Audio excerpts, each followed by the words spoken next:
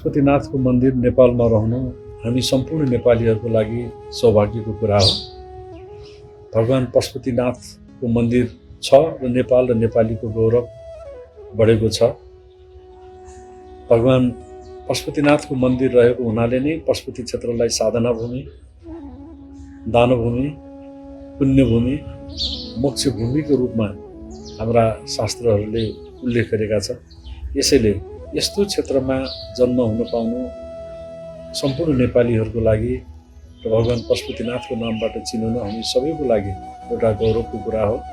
यसैले पनि नेपाल महात्म्य, हिम्मतखण्ड, शिवपुराण जस्ता ग्रन्थहरूमा भगवान पशुपतिनाथको क्षेत्रमा जन्मनको लागि ऋषि महर्षिहरू पनि एकदम लालायित हुन्छन्। ती हरेक रूप वृक्षहरू ऋषिका रूपमा छन् भनेर नेपाल महात्म्य, हिम्मतखण्डमा उल्लेख गरेको पाइन्छ। भगवान पशुपतिनाथ पशुको पति। पशु भन्नाले हामी सामान्य रूपमा बुझ्दछौँ, पशु भन्नाले चारखुट्टे, दुईखुट्टे पशु पन्छी मात्रै हुन् कि भन्ने बुझ्छौँ। तर पशु भन्नाले मानिस पनि जबसम्म अज्ञानमा रहन्छ, जबसम्म उसमा ज्ञान हुँदैन, जबसम्म विवेक र बुद्धि हुँदैन, तबसम्म मान्छे पनि पशुकै रूपमा हुन्छ। यसैले त्यो पशुलाई मुक्ति दिलाउने, त्यो पशुलाई मोक्ष दिलाउने, त्यो पशुलाई चेतनाको माध्यमबाट जागृत गराउने काममा भगवान पशुपतिनाथको आराधनाले त्यो शक्ति प्राप्त हुन्छ भनेर हाम्रा शास्त्रहरूले उल्लेख गरेका छन्। यसले गर्दाखेरि भगवान पशुपतिनाथको पूजा, उपासना र ध्यान जरुरी मानिएको छ। भगवान पशुपतिनाथको व्युत्पत्ति गर्दाखेरि पशु जीवात्मना पाति रक्षति पशुपति, जसले सम्पूर्ण प्राणी मात्रलाई रक्षा गर्दछ त्यो नै पशुपतिनाथ हो। यसैले भगवान पशुपतिनाथ खालि दुईखुट्टे चारखुट्टे पशुहरूको पति नभइकन सम्पूर्ण जीवात्माको पशु उहाँ स्वामी हुनुहुन्छ। यसैले उहाँको पूजा आराधनाले, उहाँको साधनाले, उहाँको भक्तिले हामीमा प्राप्त हुने भनेको विवेक र बुद्धिको ज्ञान हो। यसैले उहाँप्रति हामी सबै नतमस्तक भएर प्रणाम गर्नुपर्छ र हाम्रो शास्त्रहरूले भगवान पशुपतिनाथको बारेमा प्रशस्त मन्त्रहरूको माध्यमबाट उहाँको आराधना, उहाँको अर्चना गरेका छन्। त्यसमध्ये पनि तैत्तिरीय उपनिषदमा एउटा अत्यन्त महत्त्वपूर्ण त्यहाँ श्लोक आउँछ।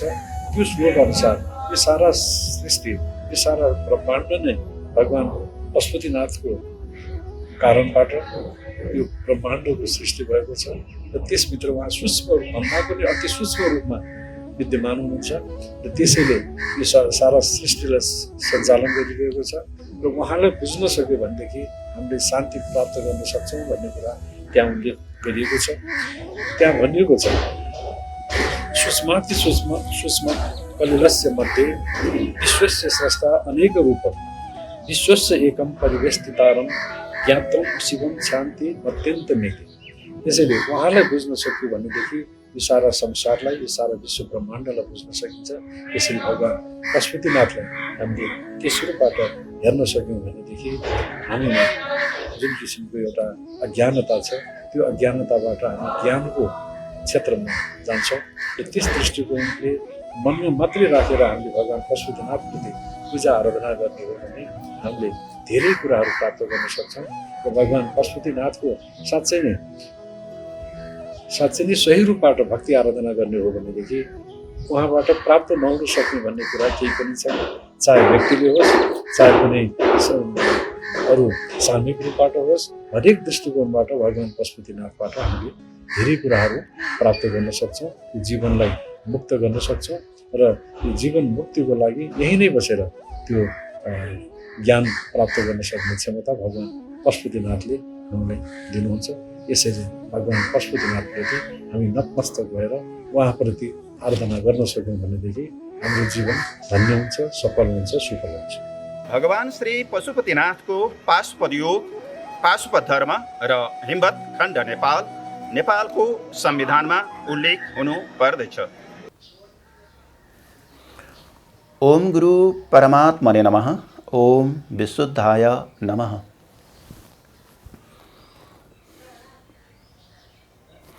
भगवान श्री पशुपतिनाथको पाशुपत योग को वर्णन गर्नुभन्दा अगाडि पाशुपत क्षेत्रको दर्शन विधिलाई बुझ्नु अति उत्तम हुने भएकोले पाशुपत क्षेत्रको दर्शन क्रमशः म गराउन गइरहेको छु। भगवान श्री पशुपतिनाथको क्षेत्रलाई पाशुपत क्षेत्र पनि भनिन्छ र पाशुपत क्षेत्र भगवान श्री पशुपतिनाथको नामले विश्व प्रख्यात क्षेत्र पनि हो र यो क्षेत्र विश्व सम्पदामा पनि उल्लेख भएको छ। हामी सम्पूर्ण नेपालीहरूको आराध्य देव भगवान श्री पशुपतिनाथलाई कोटि कोटि प्रणाम छ। यस्ता प्रभु भगवान श्री पशुपतिनाथलाई हामी सबैले सदा नै कोटि कोटि प्रणाम पनि गर्नु पर्दछ। भगवान श्री पशुपतिनाथको क्षेत्र विशाल रहेको छ।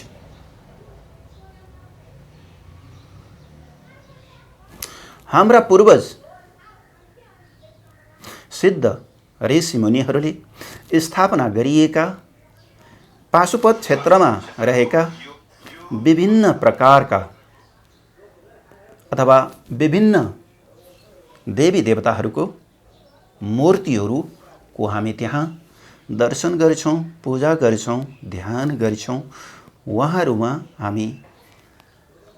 उहाँहरूको हामी पूजा अर्चना, वन्दना, ध्यान, मन्त्र जप, होम होमादि आदि कार्य हामी पाशुपत क्षेत्रमा पशुपतिनाथका भक्तहरूले गर्नुहुन्छ। भगवान श्री पशुपतिनाथलाई हामी सिधै गएर दर्शन पनि गर्दैनौँ। भगवान श्री पशुपतिनाथको दर्शन गर्दाखेरि सर्वप्रथम त्यो शिव भक्त साधक गौरीघाट क्षेत्रमा प्रवेश गर्दछ अथवा गर्नुपर्दछ। गौरीघाट क्षेत्र परापूर्व कालमा सतीदेवीले गौरीको रूप धारण गरेर त्यहाँ तपस्या गरेको, शिवपुरीबाट बग्दै आएको शिवगङ्गा बागमतीको किनारमा माता गौरीको त्यहाँ मूर्तिको हामी दर्शन गर्दछौँ। जो शिवभक्त सर्वप्रथम गौरीघाटमा प्रवेश गर्नुहुन्छ, त्यहाँ गएर शुद्ध पवित्र श्रद्धापूर्वक हामीले स्नान गर्नुपर्दछ। गौरीघाट क्षेत्रमा गएर बागमतीको गङ्गा जलले त्यस भक्तले स्नान गर्नुपर्दछ र स्नान गरे पश्चात त्यस क्षेत्रमा गएर गौरीका मन्त्रहरू त्यहाँ बसेर जप, ध्यान, प्राणायाम, योगका क्रियाहरू गर्नाले त्यस पवित्र क्षेत्रबाट योग सिद्धिलाई प्राप्त गर्न सकिन्छ। यो गौरीघाट क्षेत्रमा श्री महावीर हनुमानको मूर्ति पनि रहेको छ र त्यसका वरिपरि विभिन्न देवी देवताहरूको साना ठुला मूर्तिहरू पनि रहेका छन् र यो क्षेत्रमा हामीले प्रवेश गर्दा नै त्यस साधकलाई यो थाहा हुन्छ कि अर्थात् त्यो शिवभक्तलाई यो थाहा हुन्छ कि यो क्षेत्रभित्र प्रवेश गर्दा नै मनमा शान्ति अनुभव हुन्छ। यो हामी सबैले अनुभव गरेका पनि छौँ। अलिकति बागमतीको बारेमा म यहाँ केही प्रस्ट्याउन गइरहेको छु। शिवपुरी पर्वतको चुचुरोबाट 1 किलोमिटर तल बागद्वार भन्ने स्थान छ। त्यही बागद्वारबाट शिवगङ्गा बागमती बहँदै बहँदै पाशुपत क्षेत्रमा आएकी छिन्। अत्यन्त पवित्र शिवगङ्गा बागमतीको नाम लिँदाले पनि त्यो शिवभक्तको सम्पूर्ण रोग र पापहरूको भस्म हुन जान्छ। सम्पूर्ण नदीहरूमा शिवगङ्गा बागमतीलाई सर्वश्रेष्ठ नदीको रूपमा पूजा गरिएको छ, मानिएको छ र बागमतीबाट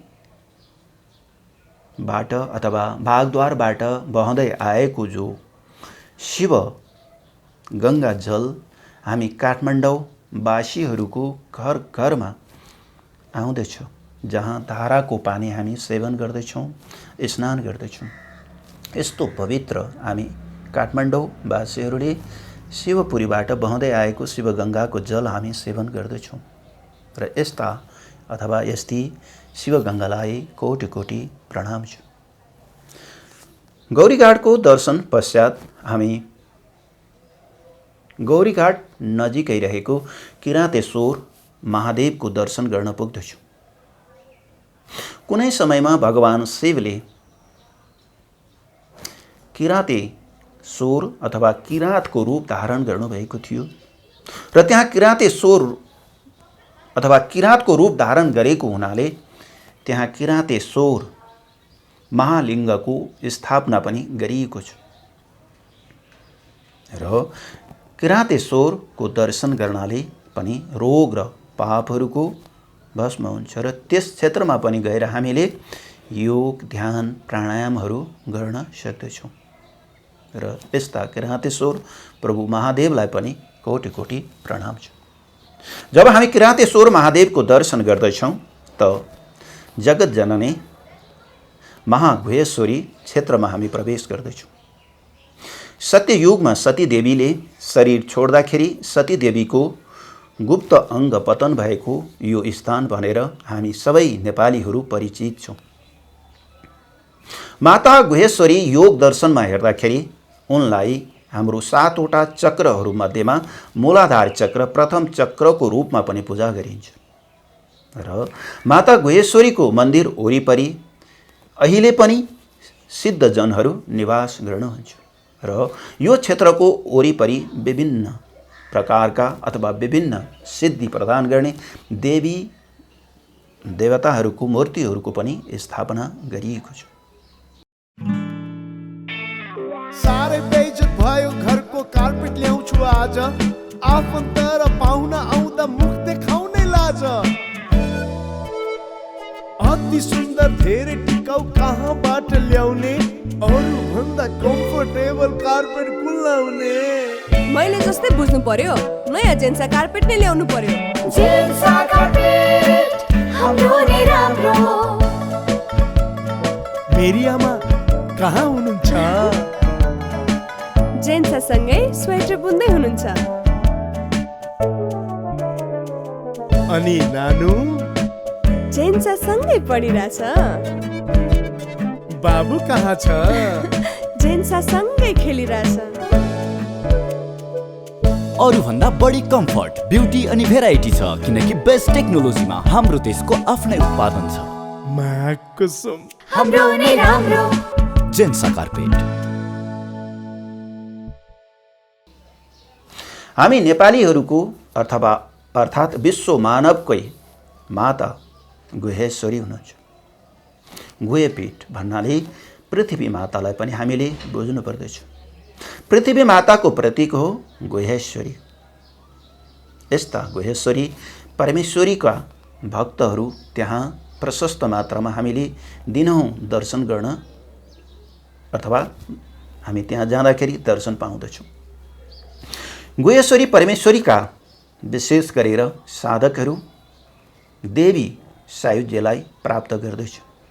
गुहेश्वरीको मन्दिरमा विशेष गरेर देवीका मन्त्रहरू ओम ऐं ह्रीं क्लीं चामुण्डाय विच्चे मन्त्रहरू त्यहाँ गुन्जिरहेका हुन्छन् र त्यो क्षेत्रमा यज्ञका पवित्र सुगन्धहरू पनि फैलिरहेको हुन्छ। यस्तो पवित्र क्षेत्रमा हामीले प्रवेश गर्दाखेरि स्नान गरेर मौन रहेर शुद्ध भावमा हामीले प्रवेश गर्नुपर्दछ। जब गुहेश्वरी परमेश्वरीको हामी कृपा आशीर्वाद लिन्छौँ त केही उकालो चढ्दै हामी मृगस्थली क्षेत्रमा प्रवेश गर्दछौँ। मृगस्थली क्षेत्रमा प्रवेश गर्दाखेरि दायाँ बायाँ हरिया जङ्गलहरूको दर्शन गर्दै र त्यहाँ विशेष गरेर लप्सीका रुखहरूको पनि दर्शन गर्न पाइन्छ। जब हामी मृगस्थली क्षेत्रमा प्रवेश गर्दछौँ त्यहाँ सर्वप्रथम महायोगी शिव गुरु गोरक्षनाथको पीठको हामी दर्शन गर्दछौँ। महायोगी शिव गुरु गोरक्षनाथ नेपालीहरूका गुरु हुनुहुन्छ। नेपालमा सन्त अथवा योगको प्रथम गुरु गोरक्षनाथबाट सुरुवात भएको छ। गुरु गोरक्षनाथ योग विद्याको सम्पूर्ण सिद्धिलाई प्राप्त गरेको महायोगी हुनुहुन्छ। त्यस क्षेत्रमा नवनाथहरू 84 सिद्धहरू र मनोकामनाको पनि हामी त्यहाँ दर्शन गर्दैछौँ। गुरु गोरक्षनाथ पीठमा भगवान शिव गुरु गोरक्षनाथका शिष्यहरू अहिले पनि रहनु भएको छ र पछि पनि रहनु हुनेछ। यस्तो परम तपो स्थलमा राष्ट्रगुरु योगी नरहरिनाथले लामो समयसम्म घनघोर तपस्या गरेको यो क्षेत्र पनि हो, जहाँ हामीले राष्ट्रगुरु योगी नरहरिनाथको समाधिको माथि उहाँको मूर्तिको पनि हामी दर्शन गर्दछौँ। यो क्षेत्रमा गौपालन पनि गरिएको छ। जब हामी गुरु गोरक्षनाथको दर्शन गरे पश्चात मृगस्थली क्षेत्रको दर्शन एवं बिहानको पवित्र वायु बहिरहेको र जङ्गलमा बाँदरहरू खेलिरहेको, गाईहरू चरिरहेको, भक्तहरूले योग अभ्यास साधना गरिरहेको पवित्र दृश्यको हामी दर्शन गर्दछौँ। मृगस्थली क्षेत्रको अर्को एक कुनामा विश्वरूप मन्दिर पनि रहेको छ।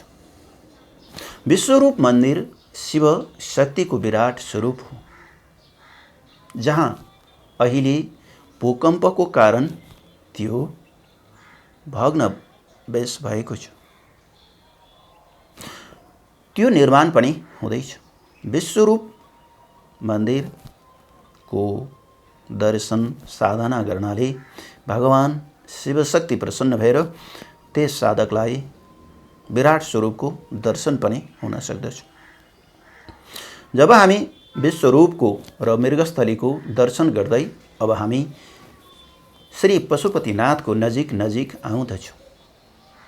भगवान श्री पशुपतिनाथको नजिक आउँदाखेरि ब्युटिफुल प्लेसमा पनि हामी प्रवेश गर्दछौँ, जहाँबाट यसो तलतिर हेऱ्यौँ भने 11 रुद्रहरूका मूर्तिहरू मन्दिर हामी देख्दछौँ र अलिकति तल हेऱ्यौँ भने शिवगङ्गा बागमती कलकल बगिरहेकी छिन् र अलि गङ्गाको किनारमा हेऱ्यौँ भने आर्यघाट हाम्रा पवित्र आत्माहरूले जब शरीर छोड्दछन् त्यहाँ शरीरको संस्कार पनि भइरहेको हामी दर्शन गर्दछौँ। र अलिकति माथि हेर्दाखेरि देवादिदेव महादेव भगवान श्री पशुपतिनाथको हामी दर्शन गर्दैछौँ र त्यहाँबाट पुरै पाशुपत क्षेत्रको दर्शन गर्न सकिन्छ। जब हामी यो क्षेत्रबाट फेरि पुनः अलिकति तलतिर झर्छौँ त भगवान श्री रामको मन्दिरको दर्शन गर्दछौँ जहाँ श्री हनुमान हुनुहुन्छ, पाताल हनुमान र आकाश हनुमान र गुरु गणेश पनि साथमा हुनुहुन्छ र त्यो क्षेत्रमा पनि विभिन्न देवी देवताहरूको मूर्तिहरूको हामी दर्शन गर्दछौँ। र बागमतीको किनारमा वत्सलेश्वरी जगतजननी माईको मन्दिर रहेको छ। त्यहाँ वरिपरि महालक्ष्मी सरस्वतीको मूर्ति पनि रहेको छ।